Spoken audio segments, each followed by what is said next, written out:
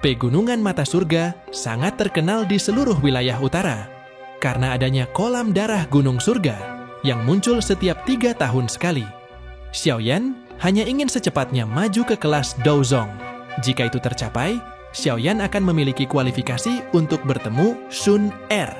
Prasyarat pertama inilah yang membuat Xiaoyan pengen maju ke kelas Douzong.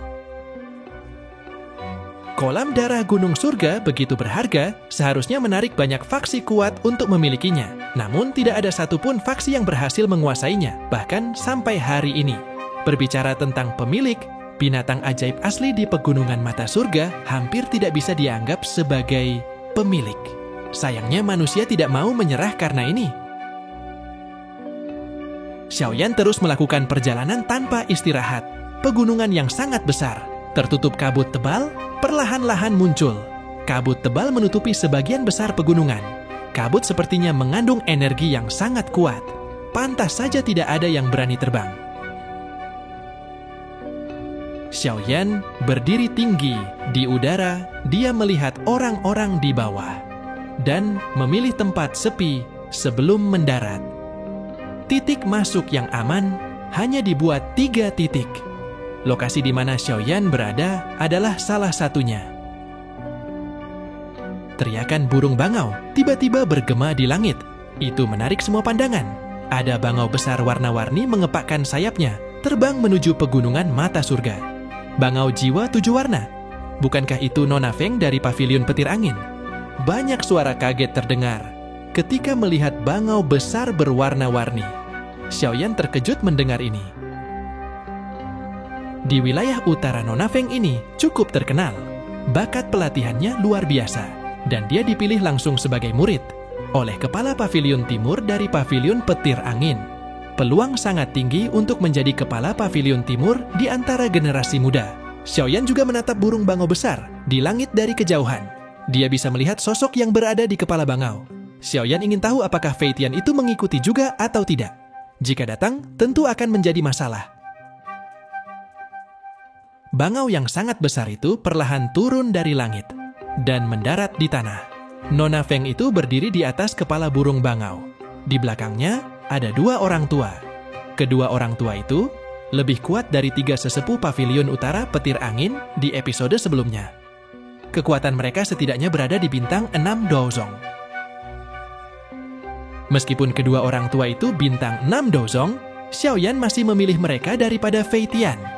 Pegunungan Mata Surga dapat membatasi orang kuat untuk masuk. Kemungkinan Fei Tian tidak akan bisa masuk. Xiaoyan benar-benar khawatiran dengan Fei Tian. Dia memang sangat takut pada iblis tua itu. Xiaoyan tidak dapat melihat kekuatan yang tepat dari Nona Feng ini. Sepertinya dia memiliki benda misterius untuk menyembunyikan auranya. Gelombang energi akan dimulai dalam beberapa hari. Untuk mengisi waktu kosong, yang bisa Xiaoyan lakukan hanyalah menunggu dengan tenang. Dia menutup matanya dan memulihkan diri. Wanita berpakaian warna-warni itu melirik area di bawah sebelum perlahan menutup matanya. Hal yang perlu dia lakukan sekarang adalah menunggu dimulainya gelombang energi. Setelah itu, dia akan menggunakan kecepatan tercepat untuk tiba di kolam darah Gunung Surga. Karena 3 pavilion lainnya juga telah mengirimkan ke-3 orang itu, pertarungan kali ini akan cukup menarik. Itu sepertinya tidak akan mengecewakannya. Selain itu, orang yang bernama Xiaoyan yang telah menimbulkan keributan dengan melenyapkan Chen Yun dan menghancurkan formasi penjara 9 surgawi, hal-hal ini tentu dikaitkan dengan tubuh spiritual yang kuat padanya. Ada banyak keraguan tentang kekuatan Xiaoyan. Keraguan seperti itu juga dimiliki olehnya. Setelah menunggu selama hampir 3 hari, energi di tempat ini tiba-tiba menjadi bergejolak. Ketika energi di sekitarnya berubah, Xiaoyan akhirnya membuka matanya. Energi besar itu bergejolak dengan cepat di dalam kabut tebal, mengeluarkan suara yang mirip dengan gemericik gelombang laut. Adegan aneh ini menyebabkan banyak orang berseru. Gelombang energi yang sangat besar itu menerobos awan dan menyebar. Gelombang pasang ini mengejutkan beberapa orang yang berada di langit. Mereka segera turun. Jika terkena gelombang energi, bahkan seorang elit Douzong kemungkinan akan terluka. Gelombang energi yang sangat besar berubah menjadi warna-warni. Di bawah sinar matahari, tampak seperti sungai yang sangat luas. Tergantung di langit, terlihat sangat cantik. Tetapi, menyembunyikan bahaya yang fatal. Gelombang demi gelombang energi warna-warni menyebar dari dalam pegunungan tanpa henti. Energi di dalam pegunungan mata surga menjadi kuat. Xiaoyan terkejut karena pemandangan spektakuler ini. Dengan mengandalkan persepsi spiritualnya, dia dapat merasakan energi warna-warni. Telah mencapai tingkat yang sangat menakutkan, Xiaoyan berdiri. Tatapannya diarahkan ke pegunungan mata surga. Energi di dalam pegunungan telah menjadi sangat padat. Meskipun tidak akan bisa berlatih lama di dalamnya, upaya itu pasti akan menghasilkan pelatihan yang efisien. Tidak heran jika begitu banyak orang tertarik, meskipun hanya ada 10 tempat di kolam darah gunung surga. Di pintu masuk, orang-orang di sana sudah mulai bergerak. Orang pertama yang memasuki kolam darah gunung surga akan mendapatkan efek terbaik. Xiaoyan ingin mencoba dan melihat di level apa anggota generasi muda di dataran tengah berada. Teriakan burung bangau terdengar, dan bangau besar berwarna-warni di langit mengepakkan sayapnya yang besar terbang ke bawah, membawa angin liar di sepanjang jalan, yang menyebabkan orang-orang di bawahnya menghindar. Sesepuh, kalian harus menunggu di luar. Serahkan sisanya padaku.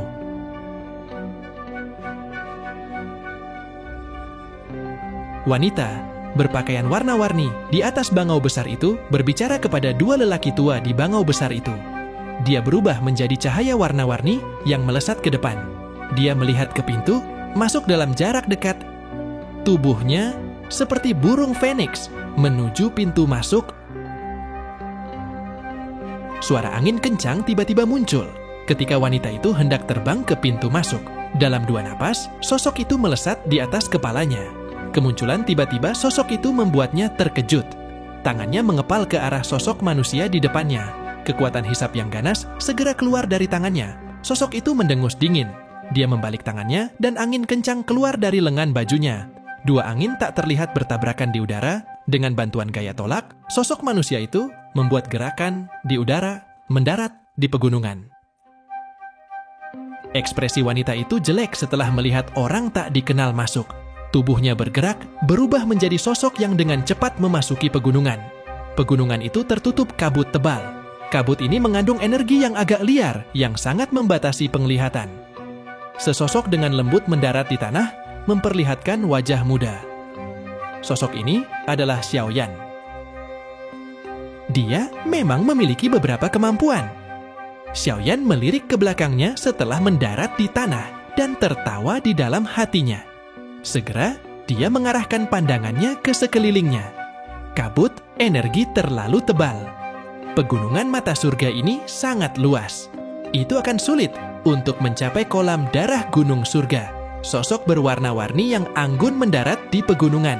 Xiaoyan tidak menoleh, meski merasakan sedikit aktivitas di belakangnya. Tubuhnya bergerak dan dengan cepat bergegas ke pegunungan. Berhenti! Wanita itu segera berteriak dengan dingin. Suara angin tiba-tiba muncul di belakang Xiaoyan. Kain satin disertai angin kencang melesat melewati kepalanya, menembus pohon besar di depannya. Kejutan melintas di mata wanita itu ketika dia melihat Xiaoyan menghindari serangannya. Tangannya gemetar, dan kain satin warna-warni muncul dari lengan bajunya. Kain satin ini tampak seperti ular berbisa yang melingkar di udara, dan terjalin dengan cepat di sekitar Xiaoyan. Xiaoyan telah diganggu berulang kali oleh wanita ini. Dia tiba-tiba berbalik dan mengulurkan tangannya seperti kilat, meraih satin yang melesat. Nyala api hijau muncul di telapak tangannya sebelum menyentuh kain satin, mengubahnya menjadi jejak api yang melesat ke arah wanita itu. Wajah wanita berpakaian warna-warni itu menjadi dingin ketika dia melihat jejak api datang. Douqi, yang tampaknya merupakan penggabungan angin dan kilat, ditembakkan di sepanjang kain satin, bertabrakan dengan keras dengan jejak api. Ledakan meletus di pegunungan yang tenang ini. Kedua energi kuat ini menyebarkan sebagian besar kabut tebal di sekitarnya. Xiaoyan menatap tajam ke arah wanita itu. Kain satin warna-warni tidak hancur, meskipun telah mengalami serangan yang begitu kejam. Dengan mampu menghancurkan formasi penjara 9 petir surgawi, dan berhasil melarikan diri dari tangan kepala Paviliun Utara Fei Tian, Anda telah memenuhi reputasi Xiao Yan. Mata cantik wanita berpakaian warna-warni itu terfokus pada pria di depannya sebelum tiba-tiba berkata. Xiao Yan menatap wanita berpakaian warna-warni itu sambil berkata kepadanya, sebaiknya berjalan di jalan masing-masing dan tidak mengganggu. Xiao Yan merasakan kekuatan wanita ini cukup kuat, karena ingin tiba tepat waktu ke kolam darah dan masuk 10 besar, dia tidak ingin beradu kekuatan langsung dengannya. Ucapan sombong Xiao Yan membuat wanita itu tertawa, dia lalu berkata, aku tidak akan menyerang sekarang, melainkan akan menunggumu di kolam darah Gunung Surga. Itu pun jika Xiao Yan bisa untuk mencapai tempat itu setelah suaranya terdengar. Dia mundur dengan sekejap, lalu menghilang ke dalam kabut tebal. Xiao Yan perlahan berjalan ke arah lain. Sesaat kemudian, dia menghilang dalam kabut juga. Sosok Xiao Yan melintas dalam hutan yang dipenuhi kabut. Dia mengerutkan kening. Kabut ini sangat menghalangi pandangan. Peta itu sama sekali tidak berguna. Satu-satunya hal yang dia tahu, kolam darah Gunung Surga terletak di bagian dalam pegunungan mata surga. Dia tidak tahu waktu yang dibutuhkan untuk mencapai wilayah itu jika terus berkeliaran sembarangan. Xiao Yan menghentikan langkahnya dan merenung sejenak. Dia tiba-tiba melompat ke cabang pohon. Kabut di atasnya bahkan lebih tebal. Jarak pandangnya kurang dari 10 meter. Ada gelombang energi warna-warni yang sangat besar menyebar dari atas. Xiao Yan tidak bisa menggunakan kekuatan Yao Tua. Dia hanya bisa mengandalkan dirinya sendiri. Dia tahu bahwa Nona Feng itu mengetahui rute untuk mencapai kolam darah Gunung Surga. Dengan kemampuan paviliunnya, pasti sudah mengenal dengan tempat ini. Kabut seharusnya dilewatinya dengan mudah, dan bergegas ke tujuan tanpa rasa takut dan menghemat waktu. Kolam darah Gunung Surga akan muncul 1 hari setelah gelombang energi muncul. Xiao Yan harus mencapai tempat itu dalam 1 hari. Dia tiba-tiba duduk bersila. Persepsi spiritualnya dengan cepat menyebar. Meskipun Xiao Yan tidak mengetahui lokasi pasti dari kolam darah, kemungkinan pembentukan kolam darah akan membutuhkan energi murni yang besar. Persepsi spiritual Xiao Yan dapat menggunakan ini sebagai media untuk mencari. Selama dia mengunci area dengan energi terpadat dan berusaha sekuat tenaga untuk pergi ke sana, kemungkinan tidak ada yang salah. Setelah penyebaran dari persepsi spiritual Xiao Yan, jejak riak energi dalam radius 5 km tercermin dalam pikiran Xiao Yan. Arah aliran energi juga secara bertahap dipahami oleh Xiao Yan. Tatapannya tiba-tiba beralih ke utara. Dari persepsinya, energi pegunungan ini sepertinya terkumpul ke arah itu. Dia turun dari pohon dan mendarat dengan lembut di tanah, dan tubuhnya berubah menjadi sosok hitam yang pergi ke kabut tebal. Dia dengan cepat bergegas ke tempat pengumpulan energi. Xiao Yan menggunakan kecepatan tercepatnya untuk maju selama 1 jam sebelum dia secara bertahap melambat. Setelah masuk ke wilayah bagian dalam pegunungan, kekuatan binatang ajaib yang tersembunyi di dalam kabut tebal juga lebih kuat. Dia baru saja akan maju tidak jauh. Di depannya, terlihat seseorang dan binatang bertarung di tempat itu.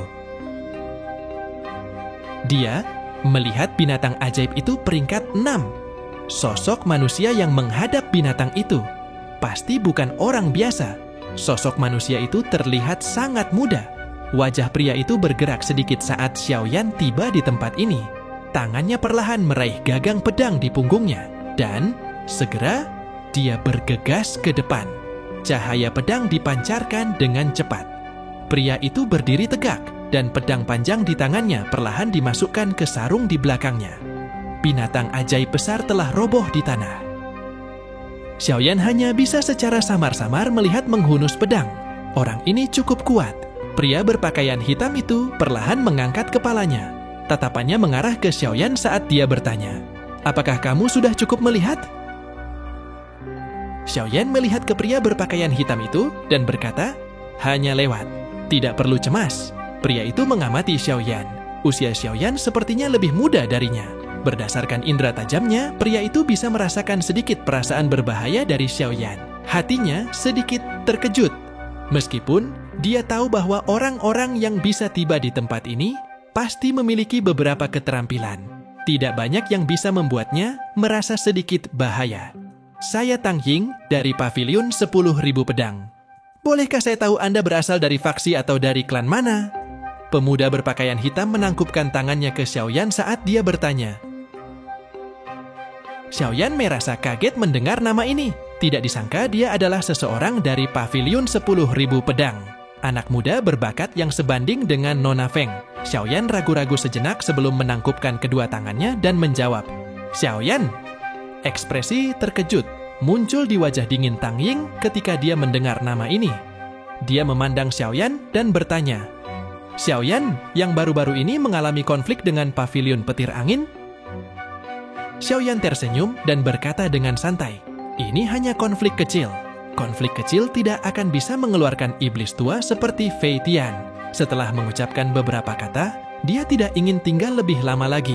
Sekarang bukan waktunya untuk mengobrol. Semoga bisa bertemu di kolam darah. Saat itu, mungkin bisa bekerja sama. Tang Ying tidak menunggu jawaban Xiaoyan setelah mengucapkan itu. Sosoknya bergerak dengan cepat memasuki kabut tebal. Dia menghilang dalam sekejap mata. Xiaoyan mengerutkan kening. Dia menghela nafas lembut. Akhirnya dia juga pergi ke dalam kabut tebal. Waktu juga dengan cepat berlalu. Menyusul perubahan cuaca, jarak pandang di dalam hutan berkurang secara bertahap. Pada akhirnya, seseorang bahkan tidak bisa melihat kelima jarinya.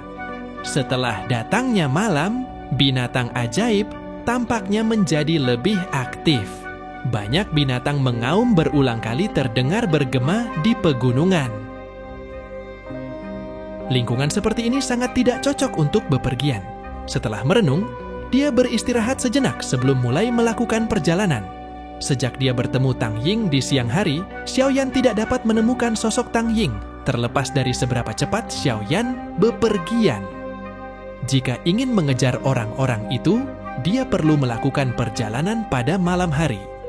Ini mungkin cukup berbahaya. Dengan mengandalkan persepsi spiritualnya, Xiaoyan bisa mencoba yang terbaik untuk mengurangi tingkat bahaya. Sosoknya berubah menjadi bayangan hitam buram, dengan cepat melewati hutan yang gelap ini. Perjalanan malam jauh lebih sulit dari yang diharapkan Xiaoyan. Cukup banyak binatang ajaib yang kuat dan tersembunyi dalam kegelapan. Mereka seperti pemburu yang menunggu mangsanya. Jika Xiaoyan tidak mendapat bantuan dari persepsi spiritualnya, setidaknya lebih dari 10 luka akan muncul di tubuhnya. Bahaya dari pegunungan mata surga telah melebihi harapannya. Bepergian sepanjang malam membuatnya lelah. Setelah beristirahat selama hampir setengah jam, dia sekali lagi merasakan aliran energi di pegunungan, dan ada sedikit kegembiraan di matanya. Perasaan aliran itu menjadi semakin jelas.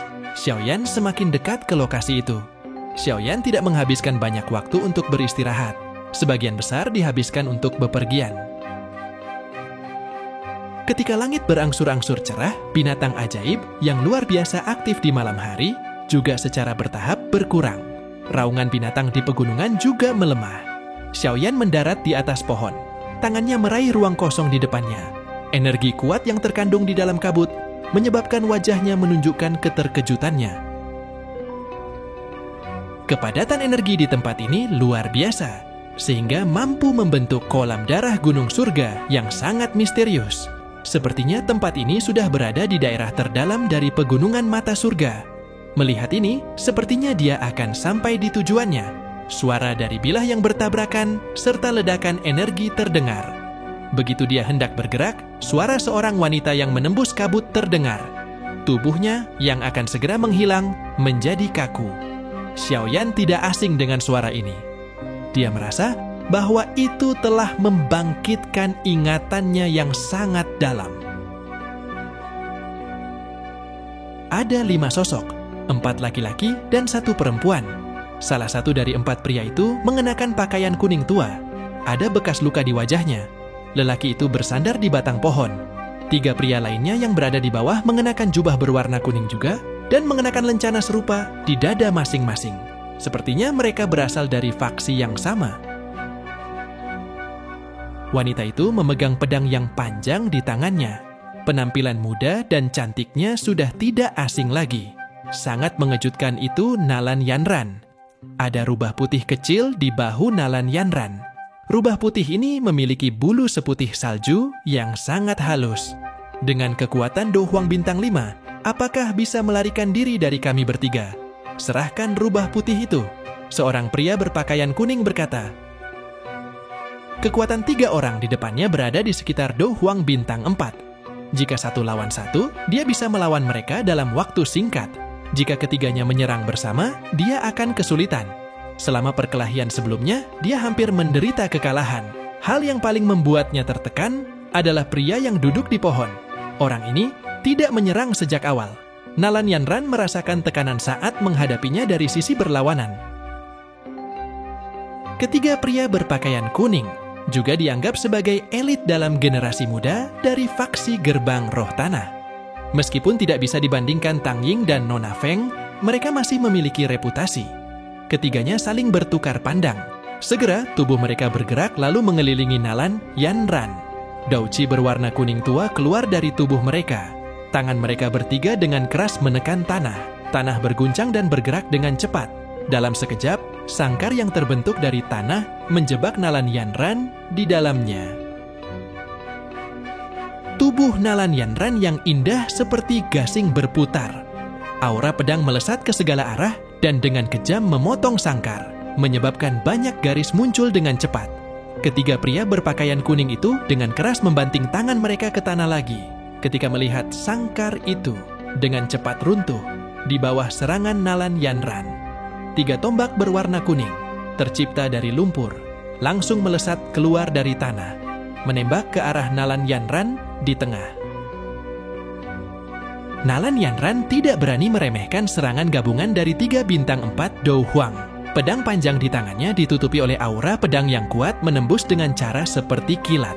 Aura pedang menyebar kemana-mana, membentuk banyak goresan yang dalam di tanah.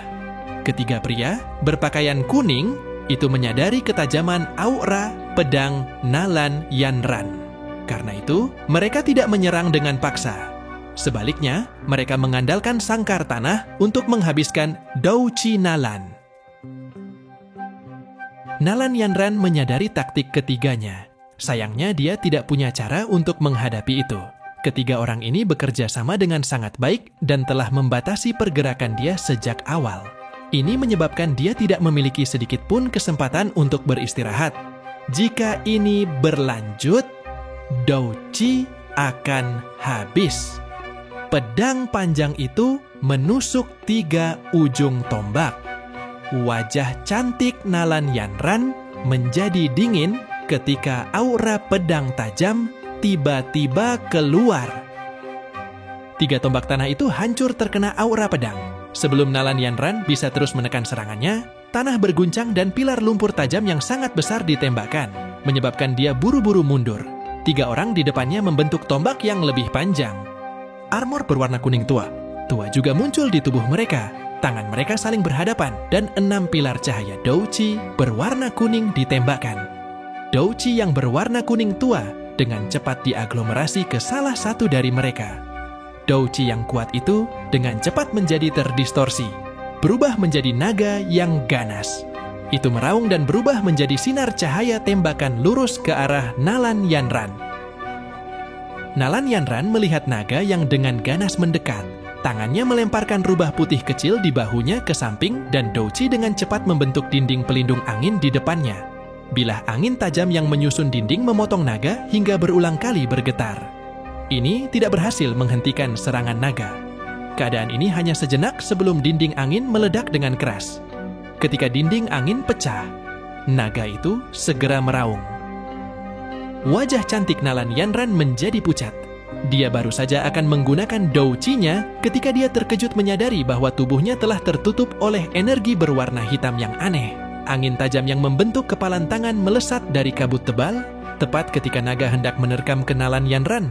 Sesuatu menabrak naga itu hingga berguncang sebelum berubah menjadi titik cahaya yang pecah. Perubahan tak terduga mengejutkan semua orang, termasuk pria di cabang pohon. Dia mengarahkan matanya yang terkejut ke tempat di mana angin dipancarkan. Siapa ini? Saya Huang Tian dari Gerbang Roh Tanah. Sobat, Tolong jangan ikut campur dalam urusan orang lain.